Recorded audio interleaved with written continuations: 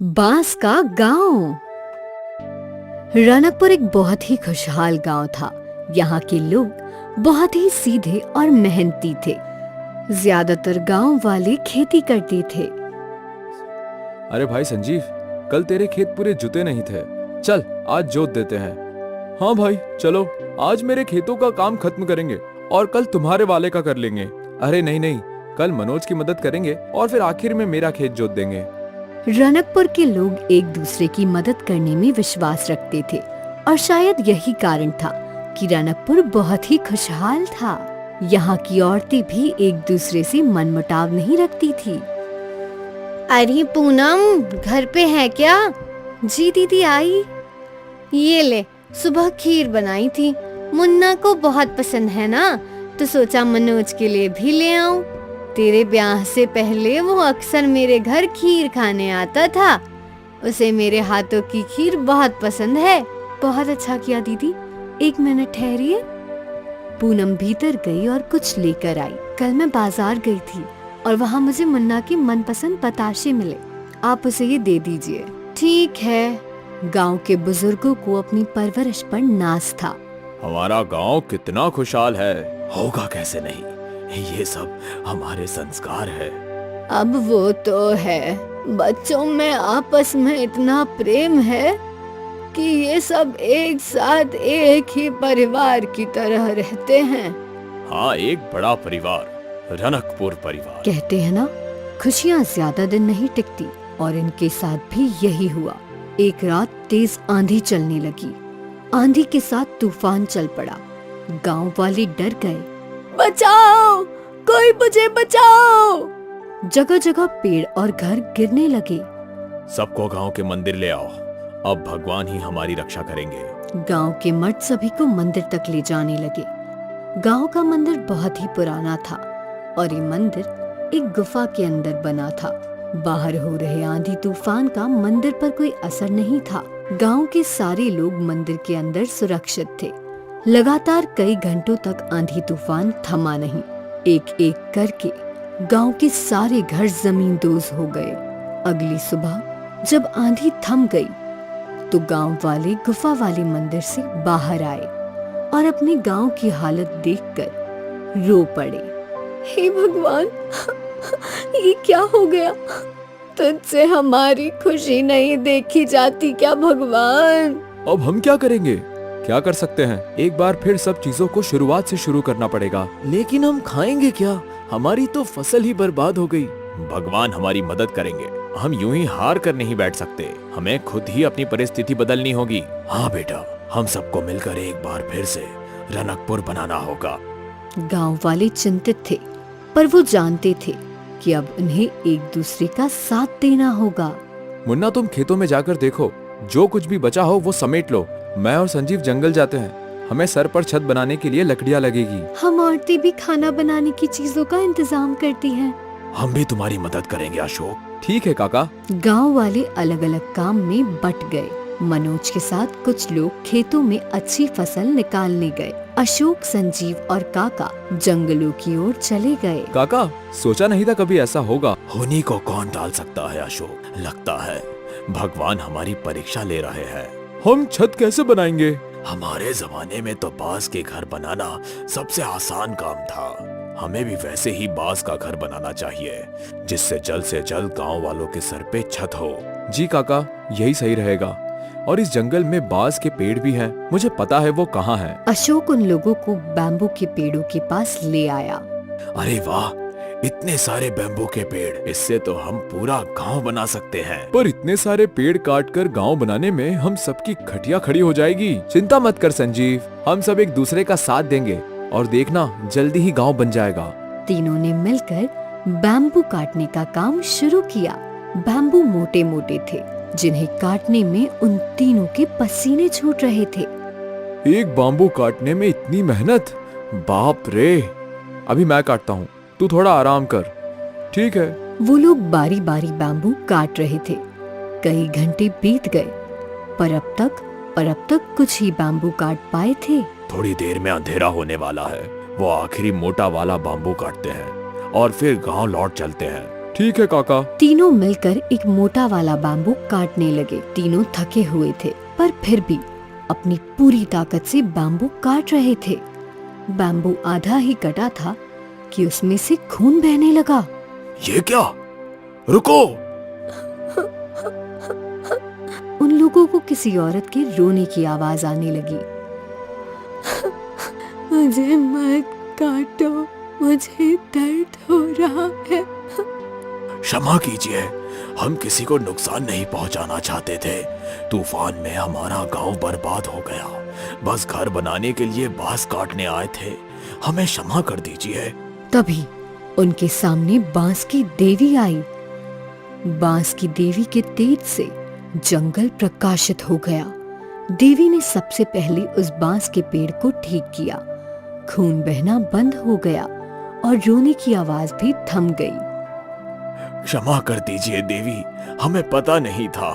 रोने की आवाज सुनकर तुम लोग थम गए। इससे तुम अच्छे इंसान हो ये साबित होता है। ये कोई आम बांस का वृक्ष नहीं है, बल्कि ये जादुई बांस का वृक्ष है। जब तक ये वृक्ष इस जंगल में है, इस जंगल का संतुलन बना रहेगा। अच्छा हुआ हमने इसे पूरा नहीं काटा, वरना हमसे बहुत बड़ा पाप हो जाता। वैसे तुम इस जंगल में क्यों आए हो? कोई कभी यहाँ बांस काटने तो नहीं आता? हमारी मजबूरी है। कल रात के आंधी तूफान में हमारा गांव तहस नहस हो गया। रहने के लिए सर पर अब छत नहीं है, इसलिए हम बांस की लकड़ियां लेने यहाँ आए थे। मैं तुम्हारी ये समस्या सुलझा सकती हूँ। तुम्हें जितनी बांस की लकड़ियाँ चाहिए, वो हर दिन सुबह तुम्हारे गांव के बाहर तुम्हें मिलेगी। पर तुम्हें मुझे एक वचन देना होगा कि तुम इस जादुई बांस के पेड़ और इस जंगल के रहस्य के बारे में किसी को नहीं बताओगे। हम वचन देते हैं। तीनों ने बांस की देवी को वचन दिया और वहाँ रखी बांस उठाकर अपने गांव लौट आए। अगली सुबह जब वो उठे तो गांव के बाहर ही ढेर सारी बांस की लकड़ियाँ थी। इतनी तो हम भी नहीं काट सकते थे। धन्यवाद बांस की देवी। और फिर गांव वाले मिलकर बांस से घर बांधने लगे। सभी लोग एक दूसरे की सहायता कर रहे थे। ये लो दादी माँ, तुम्हारा घर तैयार है। भगवान तुम लोगों का हमेशा भला करे बेटा। एक एक करके सभी के घर तैयार हो गए। गांव वाले बहुत खुश थे। सोचा नहीं था कि समस्या से इतनी जल्दी उभर पाएंगे हम। ये सब सारे गांव वालों की मेहनत से हुआ है। उस दिन गांव वालों ने उत्सव मनाया और फिर अपने अपने घर में जाकर सो गए। रात को फिर से तेज आंधी बहने लगी और तूफान भी लौट आया। हे भगवान, ये क्या अनर्थ कर रहा है? एक बार फिर हमें बेघर करना चाहते हो क्या? हे भगवान, क्या ये बांस के घर इस आंधी तूफान को झेल पाएंगे? मुखिया जी ने घर से बाहर झांका तो बाहर तो तेज आंधी तूफान थी, पर बांस के घर को कुछ नहीं हो रहा था। ये कैसे संभव है? इन बांस के घर पर तो आंधी तूफान भी विफल हो गए। इसका राज बस 3 लोगों को पता था, अशोक, संजीव और काका। तूफान थमने के बाद गांव वालों ने उन तीनों से पूछा, आखिर माजरा क्या है? इन बांस के घर को कुछ नहीं हुआ। इन बांस के घरों के सामने आंधी तूफान भी फीके हैं, पर इसका राज हम बता नहीं सकते। हमने वचन दिया है। आप लोगों को बस यही बोलेंगे कि जब तक हम इन बांस के घरों में रहेंगे, हम सुरक्षित हैं। ठीक है, अब हमें चिंता करने की कोई जरूरत नहीं। रनकपुर एक बार फिर खुशहाल गांव बन गया था। अब कोई आंधी और तूफान उनके गांव को तहस नहस नहीं कर सकता था, क्योंकि उनका गांव अब कोई आम गांव नहीं, बल्कि जादुई बांस का मजबूत गांव था। अहियापुर गांव में भीमा और प्रताप ने साथ ही एक छोले भटूरे की रेड़ी डाली। भीमा और प्रताप बचपन के दोस्त थे।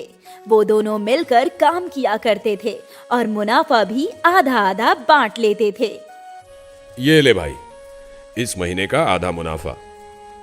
अच्छा है, मुनाफा बढ़ता जा रहा है। दोनों दोस्त हमेशा मुनाफा बढ़ाने के बारे में सोचते थे। भीमा पैसे लेकर घर गया। उसने पैसे विमला को दे दिए। इस महीने ज्यादा मुनाफा हुआ है। बहुत अच्छी बात है। भगवान करे आपका मुनाफा ऐसे ही बढ़ता रहे। भीमा का परिवार खुश था। वहीं जब पैसे लेकर प्रताप घर गया, देख रही हो इस बार कितना ज्यादा मुनाफा हुआ है। क्या देखूं, आधे पैसे तो वो भीमा ले जाता है। सोचो, अगर पूरे पैसे तुम्हें मिलते तो तुम हर महीने मेरे लिए गहने बनवाते। पर क्या फायदा, तुम दिन भर इतनी मेहनत करो और बस आधा ही मुनाफा कमाओ। ऐसे क्यों बोल रही हो? भीमा भी तो मेरे जितनी ही मेहनत करता है।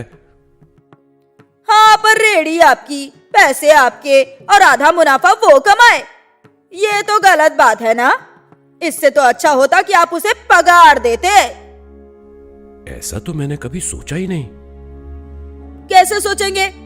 आप इतने भोले जो हैं, और वो भीमा आपके भोलेपन का फायदा उठा रहा है। मैं कल ही उससे बात करता हूँ। केतकी ने प्रताप के कान भर दिए थे। वो चाहती थी कि प्रताप को ही पूरा मुनाफा मिले।